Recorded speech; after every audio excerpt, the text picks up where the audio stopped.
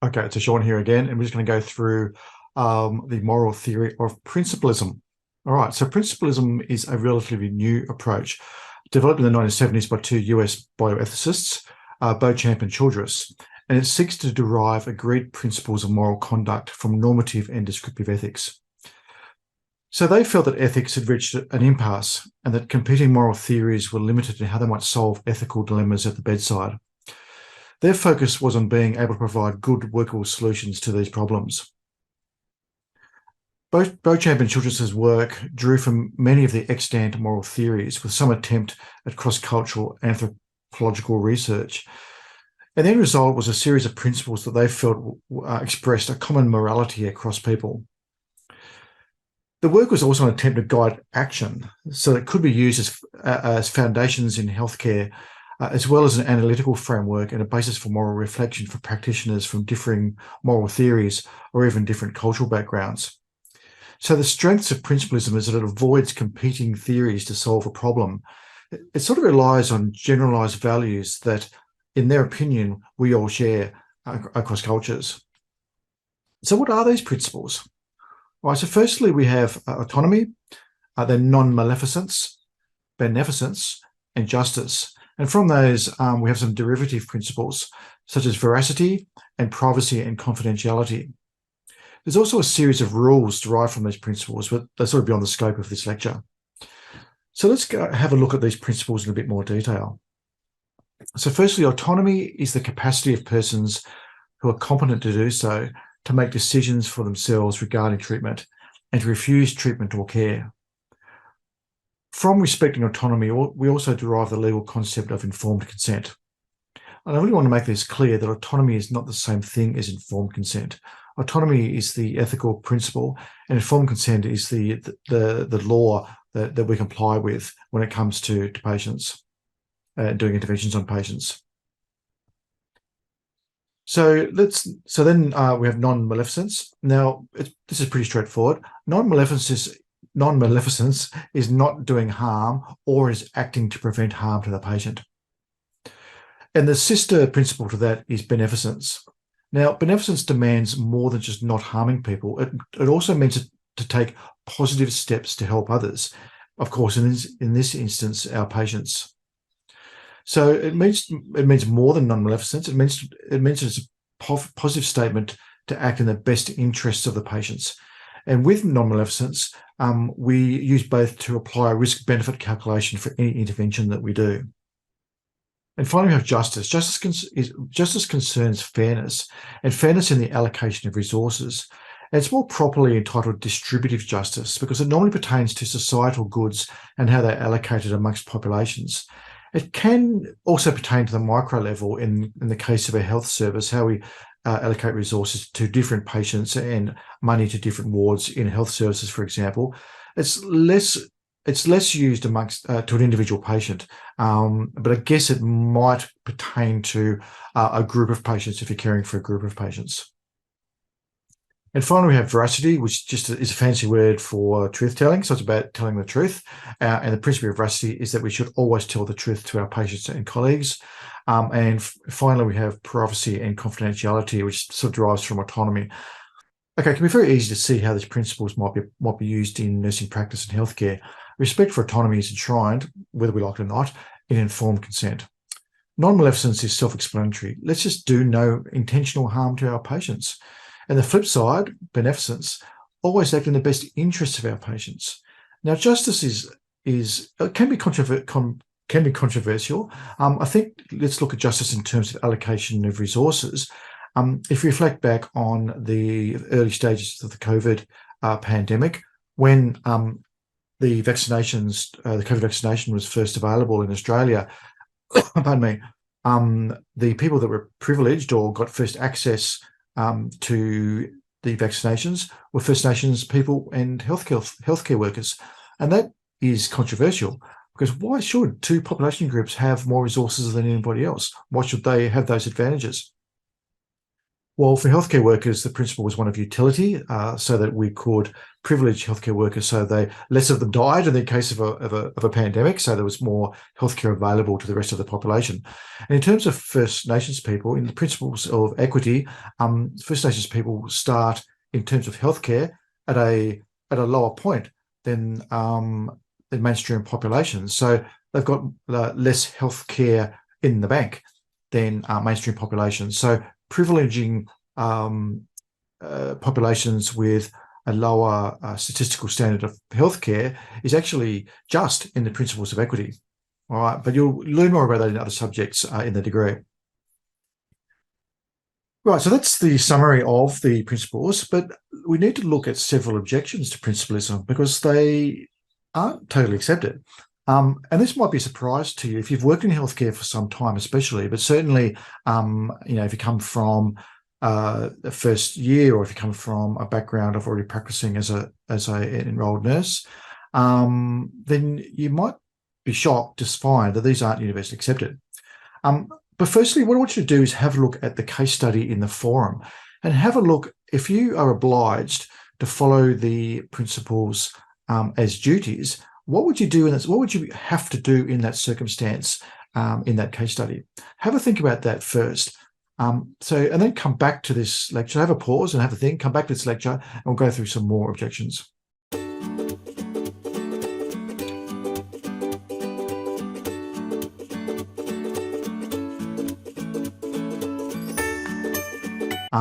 Telling the truth in that circumstance, possibly to the detriment, consequentially, for everyone involved. And so does that mean that it's a good principle to follow as if it was a guideline or as if it was a deontological duty? All right, now, I think it's that's a little bit unfair to Beauchamp and Childress, because if you read their book, and I don't necessarily recommend that you do unless you're really, really interested or you have trouble sleeping, they never really intended these principles to be applied as strict rules, but rather as what we call prima facie guides. But this is a valid criticism of principlism, I guess, is that's not how they are applied. How they generally are applied in healthcare, from what I've seen and from what the research says, is they tend to be applied as duties. All right. So another criticism is that of autonomy is it's usually considered the overriding principle. So when you see it expressed in practice, and I think this might be because it's also attached to the legal principle of informed consent, I think that the general feeling amongst clinicians, at least in the Australian setting, is that the principal principle, the first principle, the overriding principle, is autonomy. Now, again, this is somewhat unfair on the authors of Principlism. They never conceived of a ranking system for the principles.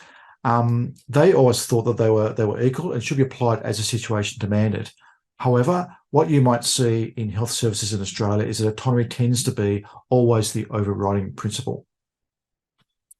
Another objection or criticism of principlism is that principles may conflict, or they do conflict. All right. For example, autonomy, that is confidentiality and privacy, may conflict with non-maleficence.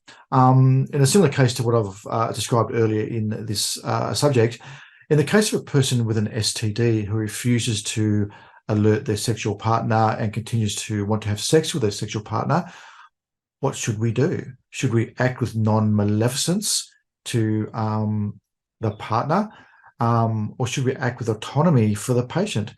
Whom do we owe duties to in this circumstance? Principlism doesn't really offer a guide to us.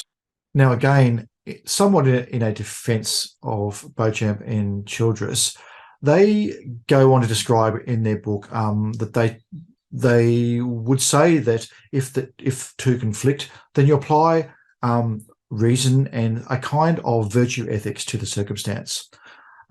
So they're not completely without nuance, although many criticisms would state that is the case. One objection or criticism which I think is valid is it isn't a moral philosophy, and this is true. Really, principlism is an interpretation or a descriptive account of moral philosophy, and in some respects, it's a type of anthropological statement. So if that's the case, from where does it derive its moral authority? Is it any better than a code of ethics from nursing or a code of ethics from medicine or from any other discipline? And finally, it's very Western focused. It privileges or for whether this is an error from people who apply it or whether this is an error from how it was designed, it does privilege autonomy. At the least, autonomy is equal to the other principles. Now, this is very much in the Western individualistic tradition, which is influenced by the libertarian ideals of the philosopher J.S. Mill. And this doesn't account for more collectivist cultures. Now, classically or typically, Asian and First Nations Australian cultures are much more collectivist, and privileging autonomy may be alien or even offensive to cultures where healthcare decisions might typically be shared across families, or where information might be shared across families, and even information may be withheld to patients upon the advice of family members. In many collectivist cultures, healthcare decisions are shared across kin or family, close family groups. So this privileging of autonomy might be quite alien to them. And the reverse is true. The collectivist cultures might be quite alien to the Western healthcare machine. And this leads to real tension when we might be nursing patients from non-Western cultures, or perhaps you are a nurse or a practitioner from a non-Western culture yourself, and you might be trying to adapt yourself to these Western philosophy, these Western ethics that's in this subject. So just be aware that we haven't resolved that yet in Western healthcare. Now, in conclusion, these principles have been adopted by healthcare across Western jurisdictions. And I think it's mainly in response to some of the medical mistakes in the 20th century, such as the Nazi experiments on prisoners in World War II, and also the terrible paternalism that marginalised women and minorities in the 20th century and earlier. So principlism, and this is my opinion, principlism is a kind of effort to protect patients from healthcare excesses rather than being a complete action guiding moral theory. But as a general rule, or as general rules on how we ought to treat patients, they are sound, and they do give us good rules of thumb to work with. But be aware they are not moral commands. It's not a moral theory in a sense, and they're not commands that we must comply with. And we still must use compassion and reason when we make ethical decisions at the bedside. All right, so this sums up what I like to think is the four big classic traditions in healthcare, at least from the turn of the century at 2000. But next we'll look at feminist bioethics, which is a turn away from the male-dominated Western tradition. Cheers.